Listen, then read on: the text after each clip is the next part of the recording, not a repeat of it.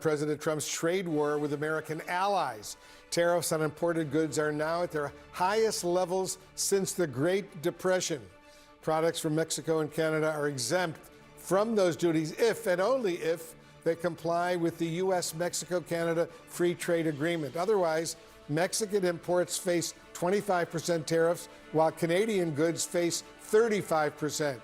Joining us now is the Premier of Ontario, Doug Ford. Premier Ford, thanks so much for joining us. As you know, President Trump negotiated the agreement with Canada and Mexico during his first term to replace NAFTA, the North American Free Trade Agreement.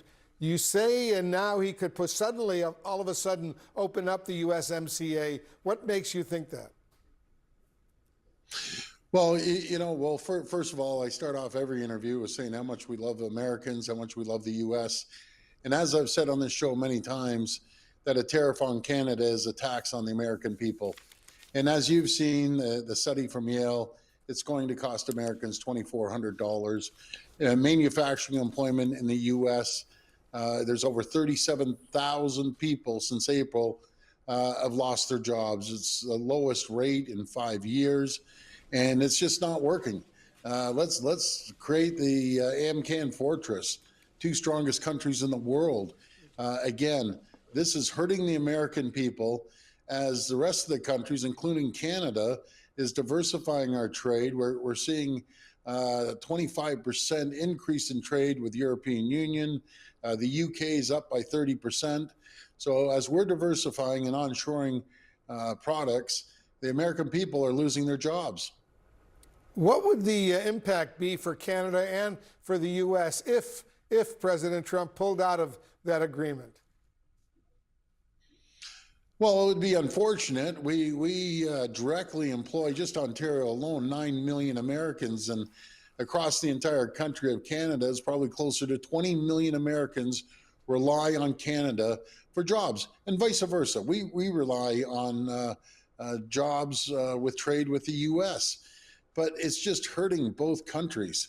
And as we're diversifying and the rest of the world's diversifying, onshoring products that are typically made in the U.S., no matter if it's aluminum cans or tins or steel beams, we're onshoring everything. We're very, very concerned with the actions of the Trump administration. And, President Trump and Secretary Lutnick, they're smart guys. Like, they understand numbers. And when you see 37,000 Americans have lost their jobs, that can't pay the rent or can't pay a mortgage, put food on their table, and this is just going to grow even more. $6.2 billion in tariff-related costs to the auto sector, and that's going to increase. So the auto workers are going to be losing their jobs. So how is Canada, Premier Ford, preparing for that possibility now? Have you warned your Prime Minister, Mark Carney, that Canada needs to take action? Absolutely, and we're doing it as we speak right now. We're onshoring manufacturing jobs that typically are American jobs. We have a market here that we can sustain it, and we're lowering taxes. We're making sure we're competitive for companies to come and invest in Canada. Ontario alone last year attracted over $40 billion of investment, creating more jobs, more opportunities. I would much rather work with our greatest ally and closest friend and increase jobs in both countries, and we can do that. We'd be the two strongest nations in the world economically. That's our goal, but unfortunately, President Trump doesn't want to go down that avenue. He wants to hurt the American people, and that's exactly what he's doing. Do you know when Prime Minister Carney of Canada is next scheduled to speak with President Trump? I'd imagine over the next few days, Wolf, but we're going to continue the dialogue and communication to the best of our ability. It's strange to me. Trump has repeatedly said over these past several months that he wants Canada, our neighbor in the north, to become a 51st state of the United States. He hasn't said that, though, in a while. Do you still worry about his rhetoric on that front? No, I'm not worried about that, because that's never going to happen. We'll be your closest ally and closest friend forever, as we have been for 200 years. And we will outlast the Trump administration. and we'll continue working with our great American partners. What's the general impression of Trump in Canada?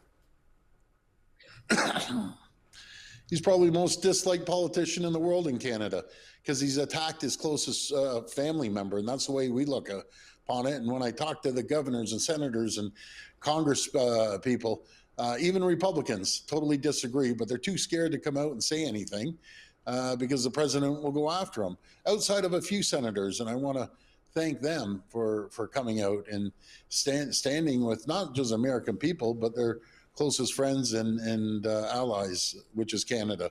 And again, we love the Americans. It's unfortunate President Trump decided to go down this road. And just to be totally transparent, as someone who grew up on the U.S.-Canada border in beautiful Buffalo, New York, I love Canada as well. I love the Canadians and always have. The Ontario Premier, Doug Ford, as usual, thanks so much for joining us. Thank you. CNN business and politics correspondent Vanessa Yurkevich is joining us from New York right now. Vanessa, countries are paying these new tariffs. What kinds of products are we really talking about? Yeah, well, Wolf, these are historic tariff levels not seen in nearly a century. We have not seen tariffs at these rates since the 1930s, and following that was the Great Depression. And all countries are being hit. The minimum is 10%, but then it's ratcheted up to 50% for some countries. This is President Trump's big bet. He believes that he's going to shrink trade deficits with other countries and believes that he's going to move manufacturing to the United States. Here are some of the countries that are impacted. Look at that high rate for Brazil. Switzerland, 39%. That's actually higher than the initial tariff of 31% that was announced on Liberation Day. You have India, 25%. Trump has threatened to move that up to 50%. Vietnam, Cambodia, other East Asian countries at 20%, 19%. And the European Union, a major trading partner, Wolf, sitting at 15%. They actually negotiated that tariff level as Trump was trying to bring that even higher. But a significant historic day as nearly all countries now hit with historic tariff levels. Vanessa, how much is this going to cost average Americans? Yeah, well, this is going to hit a lot of products that we Americans love to buy. Computers, electronics coming in from countries like China, Vietnam, Malaysia being hit with 30, 20, 19% tariffs. Clothing and shoes coming in from China, Vietnam, India going to be hit with 30, 20%, 25 tariffs. Watches now on the list because of Americans' love for Swiss watches. That's going to be tariffed at 39%. Alcohol coming in from the European Union, countries like France and Italy. That's wine and spirits going to be tariffed at 15%, and toys being tariffed at 30 to 20% coming in from China and Vietnam. There are many, many estimates to suggest what this may cost American families. The most recent estimate that we have is from the Yale Budget Lab just this month, projecting that because of all of these tariffs, if they stay in effect, it's going to cost the average family $2,400 a year. Obviously, that is significant as Americans, we know, are worried about these tariffs, worried about their finances, worried about inflation. That is a significant hit to the average American family, Wolf. Indeed it is. All right, Vanessa Yurkevich, thank you very, very much.